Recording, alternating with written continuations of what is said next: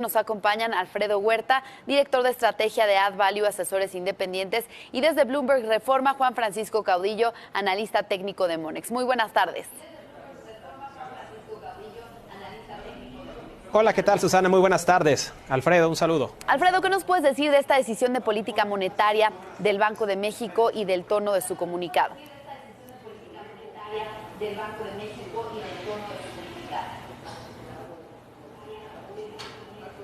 Ha sido claro y reiterativo de que las condiciones básicamente de los riesgos inherentes hacia la economía, hacia la inflación, no han permitido todavía, y seguramente todavía faltará tiempo para que pudieran ajustar la tasa de interés que tanto lo necesita la propia economía. Sí, efectivamente la mantuvo en 8.25 sin cambio, consideró desde luego los riesgos externos e internos, donde se está viendo afectaciones al crecimiento mundial, el proteccionismo comercial, vendrá el Brexit más adelante, que sin duda también será un tema para los mercados en ese sentido, y también desde luego pues los temas geopolíticos que afectan. En la parte interna, sin duda, el propio gobierno y la economía están muy vulnerables ante las amenazas de Donald Trump y el tema de los aranceles, desde luego, también ese proteccionismo comercial que en su momento pues puede dificultar ahora con todo este tema de CFE, la ratificación del TMEC, y en ese sentido las inversiones que tanto requiere el país pues cada vez se están desfasando y no llegan. En ese sentido, bueno, pues hay un efecto directo hacia la economía, que es uno de los temas importantes, y sobre todo la inflación subyacente, cuyo último dato fue de 3.87 en términos anuales, viene desde 3.50 y no logra de alguna manera generar ya menos presión. Y en ese sentido, bueno, pues creo que Banco de México ha sido reiterativo.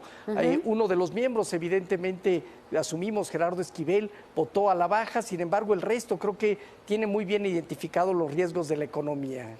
Así es, y bueno, Juan Francisco, considerando el buen desempeño de la inflación y el sesgo pues más dovish de otros bancos centrales, bajo tu perspectiva técnica, ¿crees que el tipo de cambio todavía tenga espacio para una mayor apreciación del peso? Sí, Susana, como bien lo comentas, pues esta decisión de tener las tasas en 8.25, aunque aparentemente beneficia al peso, en la parte técnica seguimos considerando que los 19 pesos representan un soporte sólido para el tipo de cambio. Hemos visto en algunas ocasiones, como sucedió la semana pasada, que el tipo de cambio rompe por debajo de estos 19 pesos y se colocó a finales de la semana pasada en 18.90. Sin embargo, inmediatamente vimos al tipo de cambio nuevamente reaccionar alcista y buscar niveles de resistencia cercanos a 19.30, que como hemos venido señalando es la resistencia más importante para poder acceder a mayores alzas en el tipo de cambio. Por el momento nos mantenemos en la zona de indecisión entre los 19 y los 19.30 en términos generales, pero en la parte técnica vemos riesgos de que este piso que está conformando el tipo de cambio alrededor de los 19 pesos y que lo ha hecho durante los últimos 6 meses pudiera ser un detonador de alzas en el corto y mediano plazo. También habrá que considerar el comportamiento del dólar index. En ese sentido, pues el dólar index también ha generado caídas en las últimas 2 semanas, y esto derivado de la decisión de la Fed de que podría empezar a subir tasas tan pronto como su próxima reunión a finales de julio. Sin embargo, nosotros en la parte técnica seguimos viendo solidez en la tendencia alcista del dólar index. Es decir, que aún con esta caída de 98 a 96 dólares, pues prácticamente no está descontando mucho del alza que vimos desde los mínimos de 88 dólares que veíamos a principios del 2018 y los máximos recientes que hemos visto alrededor de los 98 dólares. Con todo esto te diría que prácticamente el potencial de apreciación en el peso lo seguimos viendo muy acotado, que aunque puede haber movimientos que rompan momentáneamente los 19 pesos, seguimos viendo un soporte sólido en los 19, y en la parte técnica suponemos que este será un gran piso y por lo tanto oportunidad para seguir posicionándose largos en dólares y realizar coberturas cambiarias, ya que la expectativa que tenemos es que eventualmente rompa 19.30 y busque un primer rango objetivo entre los 20 y 20.30. Bien, pues Alfredo, ¿y cómo se movieron los flujos de tenencia de extranjeros en el mercado de dinero y qué eventos próximamente podrían modificar su tenencia? Bueno, fue muy interesante el tema de los flujos porque mayo estaba cerrando con un incremento importante de más de 3.600 millones de dólares de tenencia dividida en su mayoría, desde luego, por bonos, en mucho menor medida la parte de CETES y el tema de UDIBonos. Sin embargo, bueno, aquí lo que vimos claramente fueron 4 fechas relevantes, 31 31 de mayo, después fue 5 de junio, 6 de junio, que vinieron lo de las calificadoras, y posteriormente el día 7 en la tarde-noche, cuando cuando el gobierno americano, Donald Trump, deja indefinida la fecha en que podría meterse o incorporarse estos aranceles. En ese sentido, bueno, pues lo que sucedió fue que de 3.600 millones de dólares se ajustó a la baja hasta niveles de 160 millones de dólares. Es decir, en esos eventos hubo una salida importante de flujos. Sin embargo, una vez que se da ese relativo acuerdo temporal con el gobierno a través de Ebrard, bueno, pues lo que se vio claramente fue una recuperación que hasta ahorita ha sido importante. Ya se recuperaron más de 2.000 millones de dólares.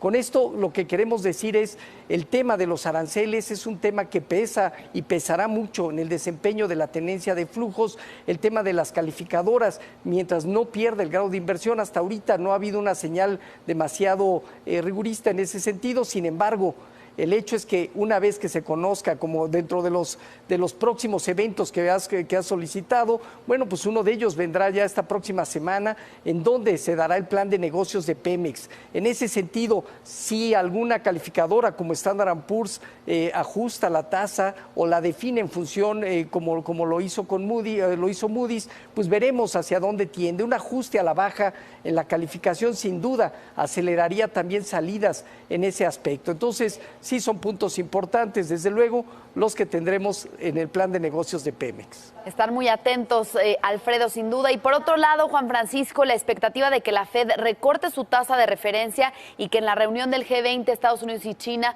puedan llegar a una tregua en su conflicto comercial, pues ha permitido que los índices accionarios en Estados Unidos vuelvan a colocarse en máximos históricos. Entonces, bajo tu perspectiva, ¿crees que el alza del mercado accionario en Estados Unidos podría continuar extendiéndose?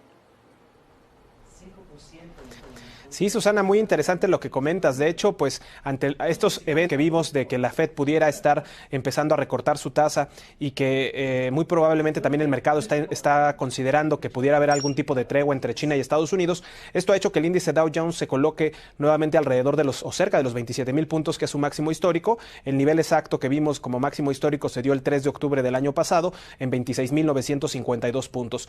Con esto, pues prácticamente desde principios del 2018 y lo que llevamos de 2019, es decir, ya casi 18 meses, el índice Dow Jones ha estado haciendo una especie de triple techo en los mercados que nosotros como analistas técnicos pensamos que representa un proceso de distribución, y de validarse esta formación de triple techo, pues podría estarnos dando una señal de que el alza que ha presentado el índice Dow Jones, no solo desde hace 3 años cuando entró Trump al gobierno en Estados Unidos, sino prácticamente desde el año 2009, pues estaríamos llegando a un punto de inflexión y de resistencia muy importante. Nosotros en la parte técnica seguimos pensando que cierres mensuales alrededor de 26,700 puntos sigue siendo la resistencia.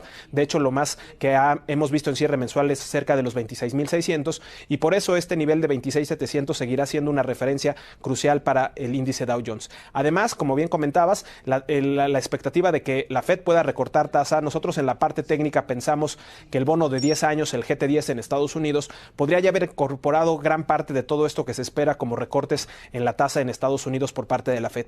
Hay que considerar que desde noviembre del año pasado el bono de 10 años ha caído de niveles cercanos a 3.25 a los mínimos que hemos estado registrando durante las últimas 2 semanas, alrededor del 2%.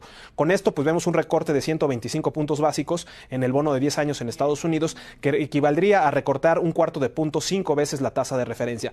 Con esto pensamos que el mercado ya incorporó gran parte de esta expectativa y que probablemente, como decimos en el mercado, sería oportuno más bien estar vendiendo esta noticia que estar comprando la expectativa de que las tasas pudieran seguir cayendo, dado que ya vimos esta caída durante los últimos 6 o 7 meses, y que entonces podríamos estar hablando de que el mercado se encuentra en niveles o en una zona potencial de reversión, máximos en las bolsas en Estados Unidos, impulsados por estas noticias. Sin embargo, pensamos que ya el volumen, la expectativa pudiera ser que aquí se detengan y que las tasas pues ya hayan caído lo suficiente. Bien, pues gracias por el análisis de esta tarde, Juan Francisco Caudillo y Alfredo Huerta. Muy buenas tardes.